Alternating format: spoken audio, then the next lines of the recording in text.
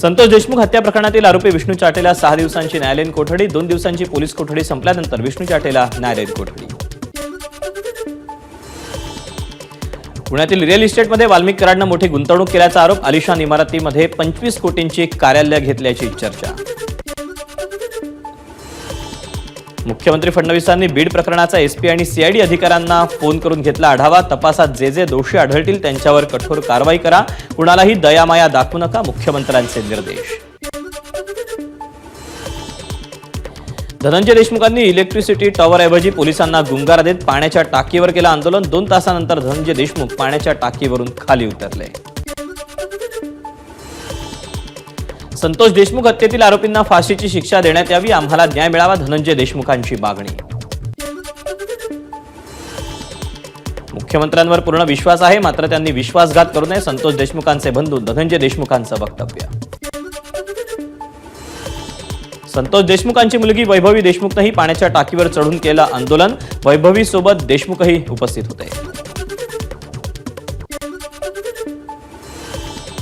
Police प्रशासनाकडून तपासाची माहिती दिली जात नाही, पोलीस माहिती देत नसतील तर जगायचं कशाला, वैभवीचा संतप्त सवाल.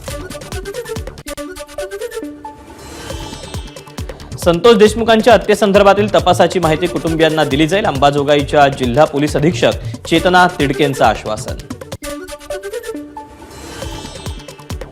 देशमुख कुटुंबाला काही झालं तर धनंजय मुंडेंची टोळी नीट राहणार नाही, मनोज जरांगेंचा इशारा. फडणवीस कराडमुळे गादीवर बसले आहेत का, मनोज जरांगेंचा सवाल.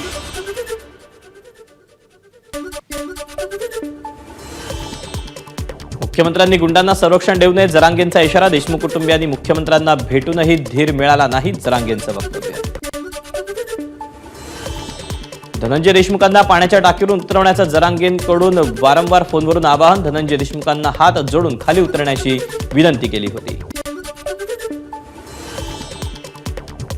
मस्साजोगमधील ग्रामस्थांचंही पाण्याच्या टाकीवर चढून आंदोलन, ग्रामस्थांकडून यावेळी जोरदार घोषणाबाजी झाली. मस्साजोगमधील ग्रामस्थांचं प्रतिकात्मक आंदोलन, पाण्याच्या टाकीखाली महिलांनी साड्या पकडून आंदोलन केलं. मस्साजोगमधील संतप्त महिलांनी पोलीस अधीक्षक नवनीत कावत यांच्यावर बांगड्या फेकल्या, महिलांकडून संताप व्यक्त. मस्साजोग ग्रामस्थांचा उद्या आत्मदहनाचा इशारा, देशमुख कुटुंबियांनी दिलेली आश्वासनं पूर्ण करण्यासाठी सकाळी 10 वाजेपर्यंतचा सरकारला अल्टिमेटम. संतोष देशमुखांना हत्येआधी 1 महिना धमकी आली होती, देशमुखांच्या पत्नी अश्विनी देशमुखांचा सीआयडीकडे जबाब, जीवे मारण्याची धमकी दिल्यानं देशमुख अस्वस्थ होते, अश्विनी देशमुखांनी 3 जानेवारीला जबाब दिल्याची सूत्रांची माहिती. स्वतःच्या राजकारणासाठी किंवा आपल्या बोलवित्या धनाला खुश करण्यासाठी संतोष देशमुख हत्येचं राजकारण करू नये, प्रवीण दरेकरांचं आवाहन. बीड सरपंच हत्येप्रकरणी प्रत्येक आरोपीची नार्को टेस्ट करा, आनंदराज आंबेडकरांची मागणी. आंबेडकर जनता देशमुख कुटुंबियांच्या पाठीशी, आनंदराज आंबेडकरांचं वक्तव्य. धाराशिवमध्ये धनंजय देशमुख यांच्या समर्थनार्थ पाण्याच्या टाकीवर चढून आंदोलन करताना एकाला भोवळ तर एका आंदोलकाचा टाकीवरून उडी मारण्याचा प्रयत्न.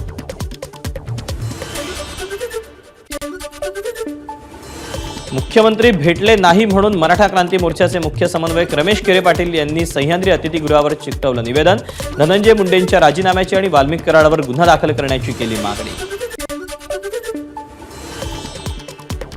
सौंदनामधील सरपंच अभिमन्यू क्षीरसागर यांच्या मृत्यूप्रकरणी टिप्पर चालक भोजराज देवकरला अटक, परळीत राखेची वाहतूक करताना टिप्परच्या धडकेत सरपंचांचा मृत्यू झाला. ओबीसी नेते लक्ष्मण हाकेंना धमकीचा फोन, जरांगेंच्या समर्थकांकडून फोनवरून धमकी आल्याचा हाकेंचा दावा. खासदार संजय राऊतांनी घेतली शरद पवारांची भेट, सिल्व्हर ओकवर दोघांमध्ये 20 ते 25 मिनिटं चर्चा. दैनिक सामनामध्ये मित्रपक्ष काँग्रेसवरच आगपाखड, केजरीवालांना देशद्रोही ठरवणं काँग्रेसला शोभत नाही, सामनातून कानपिचक्या. मोदींचा विरोध करण्यासाठी इंडिया आघाडी तयार झाली, मात्र इंडिया आघाडीकडे नेमकं धोरण नसल्यानं इंडिया आघाडी फुटली. महाराष्ट्रात सुद्धा ठाकरेंची शिवसेना विरुद्ध काँग्रेस अशी स्थिती, चंद्रशेखर बावनकुळेंची टीका. मुंबई काँग्रेसनं मुंबई महापालिका स्वबळावर लढावी, 10 सुद्धा नगरसेवक जिंकून येणार नाहीत, भाजप मुंबई उपाध्यक्ष रवी राजा यांचा काँग्रेसला टोला. राज्यघटनेच्या 75व्या वर्धापन दिनानिमित्त काँग्रेसचं राज्यव्यापी अभियान. प्रजासत्ताक दिनी जय बापू, जय भीम, जय संविधान रॅलीचं राज्यभर आयोजन. सोयाबीन खरेदीसाठी कायमस्वरूपी यंत्रणा उभारा. पणन विभागाच्या बैठकीत मुख्यमंत्र्यांच्या सूचना. सोयाबीन खरेदीला 15 दिवसांची मुदतवाढ द्या. केंद्रीय कृषी मंत्री शिवराज सिंग चौहान यांना फोन करून मुख्यमंत्र्यांची मागणी. नाफेड अंतर्गत सुरू असलेल्या शासकीय सोयाबीन खरेदीची मुदत वाढवा. भाजप आमदार श्वेता महाले यांनी मुख्यमंत्री फडणवीसांकडे केली मागणी. 15 तारखेला पंतप्रधान नरेंद्र मोदी मुंबई दौऱ्यावर. नौसेनेच्या 2 युद्धनौका आणि एका पाणबुडीचं पंतप्रधानांच्या हस्ते लोकार्पण.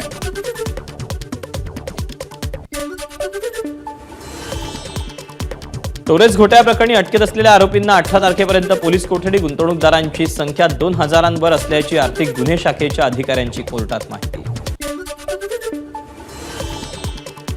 टोरेस गैरव्यवहार प्रकरणी आर्थिक गुन्हे शाखेची कांदिवली पोईसरमध्ये छापेमारी. 29 डिसेंबरला कार्यालय सुरू करण्यात आलेलं 6 दिवसातच बंद करावं लागलं.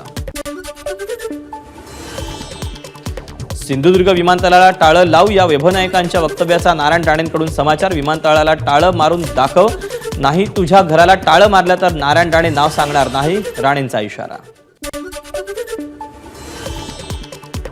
चिपी विमानतळावरील विमानसेवा हळूहळू बंद होत चालली आहे. धमकी देण्यापेक्षा विमानतळ सुरू करणं गरजेचं. येणाऱ्या काळात विमानतळ सुरू झालं नाही तर टाळं ठोकण्याची तारीख जाहीर करू. वैभव नाईक यांचं नारायण राणेंना प्रत्युत्तर.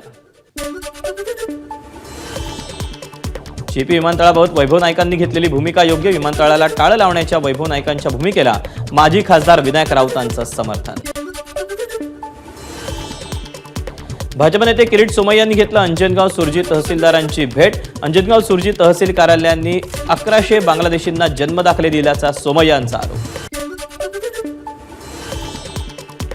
भाजप नेते किरीट सोमय्या यांनी घेतली अमरावती जिल्हाधिकारी सौरभ कटियार यांची भेट. अंजनगाव सुरजी प्रकरणी दोघांमध्ये जवळपास तासभर चर्चा. रोहिंग्या आणि बांगलादेशींना प्रमाणपत्र देणारं मोठं रॅकेट कार्यरत असल्याची शक्यता. आपली माहिती ऐकून घेतल्यावर संपूर्ण प्रकरणाची 2 पातळीवर चौकशी होणार. किरीट सोमय्यांची माहिती. जिल्ह्यातील हिंदू मुस्लिमांमध्ये वातावरण दूषित करण्यासाठीच किरीट सोमय्या अमरावतीत. या संदर्भात सोमय्यांकडे कोणतेच पुरावे नाहीत. काँग्रेस खासदार बळवंत वानखडेंचा आरोप.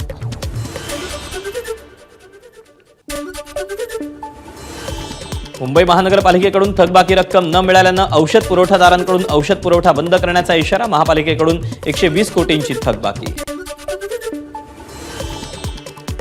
लाडक्या बहिणींवर प्रचंड खर्च केला, आता त्याच लाडक्या बहिणींना औषधं मिळत नाहीयेत. मुंबई महापालिकेचा औषध पुरवठा बंद, यावर किशोरी पेडणेकर यांची प्रतिक्रिया.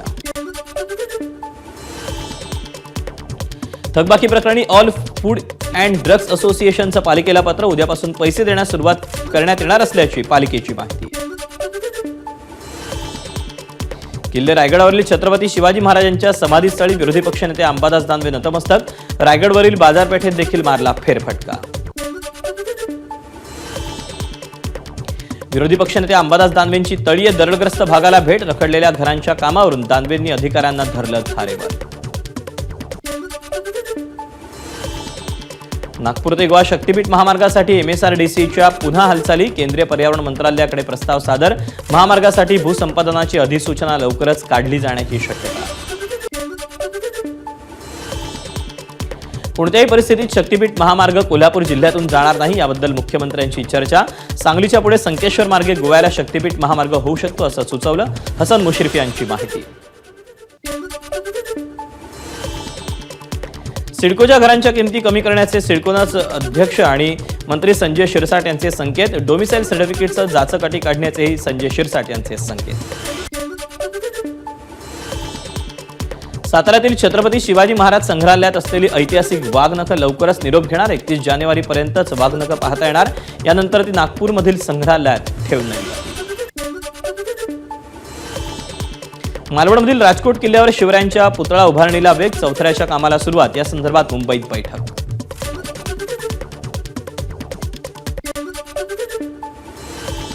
पीएमसी बँक घोटाळेबाज जामिनावर बाहेर. मुलुंडमध्ये ठेवीदारांचं निषेध आंदोलन. ठेवीदारांना अजूनही पैसे मिळाले नसल्याचा आरोप.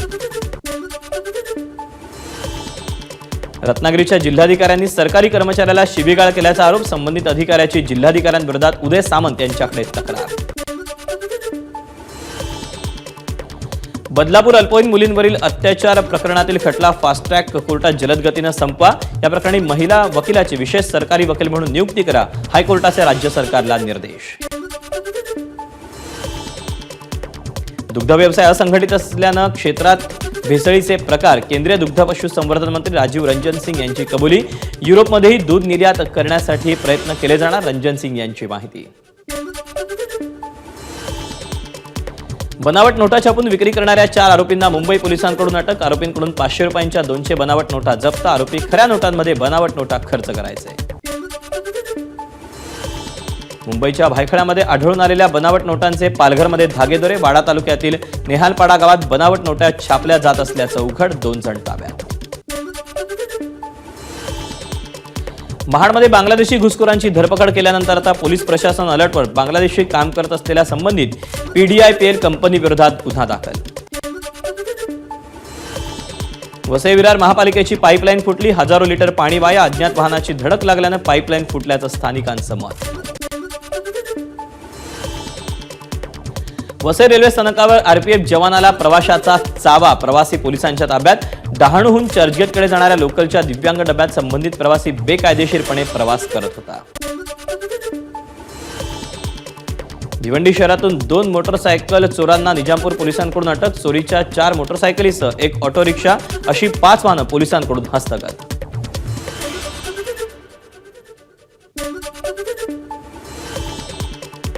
सांगलीत तरुणांच्या 2 गटात हाणामारी. एका वादावरून पोलीस स्टेशनमध्ये तक्रार देण्यासाठी दोन्ही गट आले असताना हाणामारी झाल्याचा प्रकार. अकोल्यात चाकू हल्ल्याच्या 2 वेगवेगळ्या घटना समोर. रेल्वे स्थानकावर गाडी जप्तीवरून चाकू हल्ला. यात 4 जण गंभीर जखमी. रत्नागिरीत विद्यार्थिनीची छेड काढणाऱ्या शिक्षकाला पालकांकडून चोप. कंत्राटी पद्धतीनं काम करणाऱ्या शिक्षकाचं निलंबन.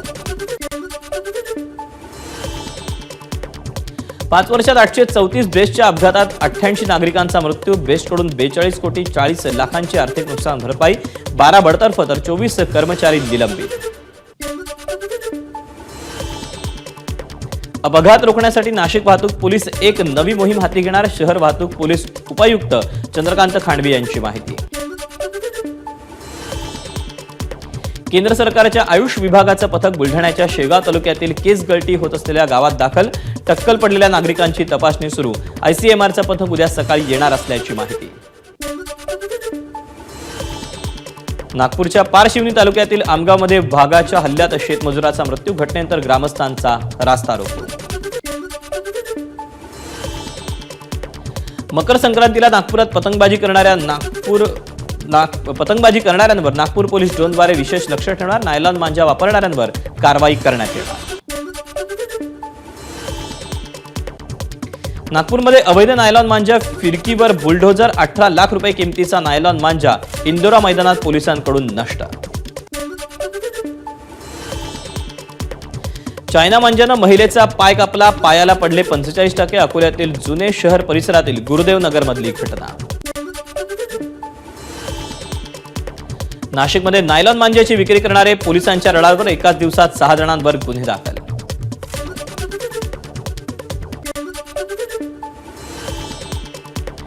मकर संक्रांतीच्या आदल्या दिवशी म्हणजेच भोगीच्या भाजीला आज विशेष महत्व. पापडी, वाल, वांगी, गाजर 15 ते 20% महागलं.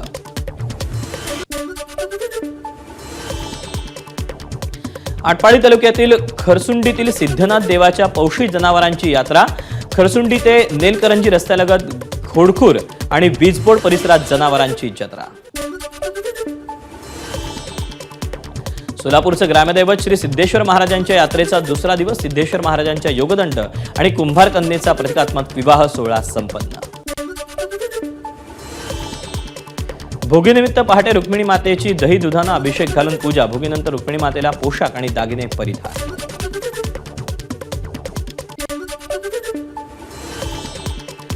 शाकंभरी पौर्णिमेनिमित्त अकलाई देवीला 64 भाज्यांचा महाभोग. यानंतर बाजरीची भाकरी, खिंदाड, राळे भात आणि जिलेबीचं वाटप.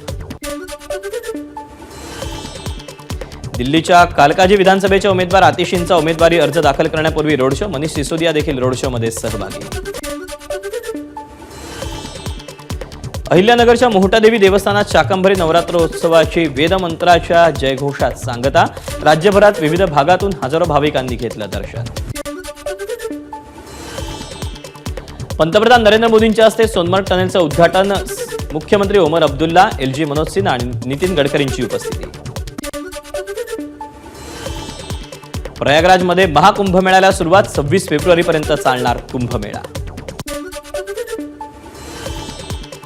पौष पौर्णिमेला पहिलं स्नान तर 45 दिवसात 40 कोटी भाविक त्रिवेणी संगमावर स्नान घेणार असल्याचा अंदाज. एबीपी माझा, उघडा डोळे बघा नीट.